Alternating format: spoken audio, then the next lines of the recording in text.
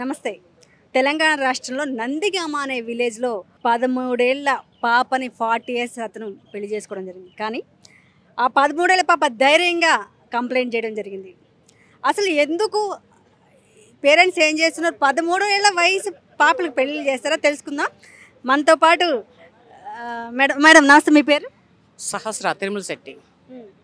Madam, చూస్తున్నాం ఈ మధ్య కాలంలో ఈ రిలేషన్స్ ఎక్కువయ్యాయి. చిన్న చిన్న పిల్లలకి పెళ్లి చేస్తారు. కానీ ఈ పాప ధైర్యంగా వచ్చింది. అసలు వాళ్ళ పేరెంట్స్ ఏమనుకొని పెళ్లి చేశారంట?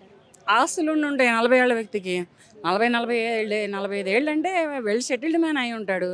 ఏ ఆస్తులు ఉన్నాయి, అంతస్తులు ఉన్నాయి, ఈ అమ్మాయికి చెడికిచ్చి పెళ్లి చేస్తే పిల్లలు పుడితే ఆస్తులు మొత్తం మా పిల్లలకే వస్తాయి కదా అనే ఒక ఆశపడి ఉండొచ్చు. అతనికి ఫస్ట్ మ్యారేజ్ అయిందా? అతను మ్యారేజ్ అయితే అతని భార్య పిల్లలు ఏమయ్యారు? ఈ ఎంక్వైరీలు తీశారా? లేకపోతే మ్యారేజ్ అయిన విషయం దాచిపెట్టి దొంగతనంగా పెళ్లి చేశారా? 13 ఏళ్ళ అమ్మాయి అంటే ఏం తెలుసు ఆ అమ్మాయికి? చక్కగా 7వ క్లాసో 8వ క్లాసో చదువుకుంటూ చక్కగా ముద్దులొలుగుతూ ఆడుతూ పాడుతూ ఉండే వయసు ఆ అమ్మాయిది. అటువంటి అమ్మాయిని ఇటువంటి ముసలివాడికి ఇచ్చి గొంతు కోస్తున్నారంటే ఈ తల్లిదండ్రుల నాగరికత ఎంతవరకు ఉందనేది ఆలోచించాలి. ఇక్కడ ఏంటంటే ఇక్కడ మనుషులకు వాల్యూ లేదు. ఫస్ట్ మెయిన్ మనీ ఉన్నవాడు ఉంటే చాలు, వాడిని నెత్తి మీద పెట్టుకుంటున్నారు. వాడు ముసలోడు కానీ మొతకోడు కానీ అంటే మళ్ళీ కన్యాశుంకం మొదలవుతుందా? ఒకప్పుడు బాల్య వివాహాలు ఇటువంటి ముసలి వాళ్ళకి ఇచ్చి చేస్తే అటువంటి చిన్నప్పుడు ఇప్పుడు ఈ అమ్మాయికి 13 ఏళ్ళు, ఈ అమ్మాయికి ఒక 20-26 ఏళ్ళు వచ్చినప్పుడు వాడు చచ్చిపోతాడు. వాడితో పాటు ఈ అమ్మాయి ముండమూసి ఉండాలి. ఈ అమ్మాయికి ఒక పువ్వు బొట్టు కాటుక ఈ అలంకరణలు ఏమీ ఉండొద్దు అని కాలం నాడు కన్యాశుంకం అని ఒక గతం కథ నడిచినాయి.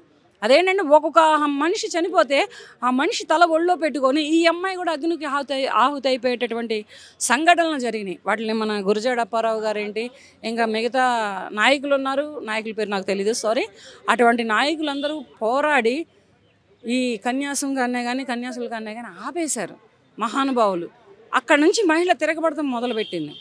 విడాకుల చట్టాన్ని పట్టుకొచ్చింది. లేచింది మహిళా లోకం నిద్ర లేచింది మహిళా లోకం అని విడాకుల చట్టాన్ని తెచ్చారని మన రామారావు గారు పాడారు గుండమ్మ కథలో.